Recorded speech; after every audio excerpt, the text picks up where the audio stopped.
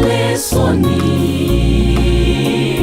tena kwa mpango wa kila siku twaisoma, na Sabato ikifika twakutana, kila mmoja kwenye darasa twajadiliana. Shule ya Sabato ni moyo wa kanisa, mahali pekee tunafanya kuwa wanafunzi bora, kisha tuenende kutangaza Injili. Yesu akirudi twende mbinguni. Shule ya Sabato ni moyo wa kanisa, mahali pekee tunafanya kuwa wanafunzi bora, kisha tuenende kutangaza Injili.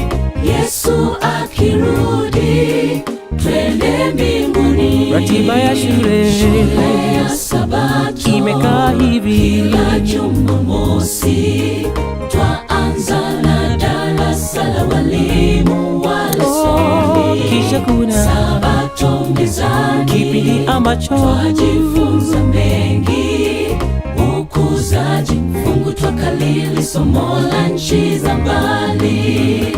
Baada ya kusomewa taarifa ya shule ya Sabato, ndipo matangazo hutolewa, maombi hufanyika, kisha twagawanyika kwenye madarasa ya kujifunza lesoni. shule ya Sabato, Shule ya Sabato ni moyo wa kanisa, mahali pekee tunafanya kuwa wanafunzi bora, kisha tuenende kutangaza Injili. Yesu akirudi twende mbinguni.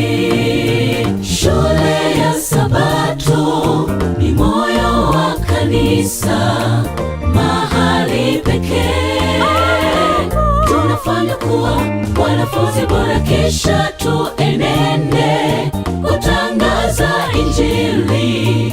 Yesu akirudi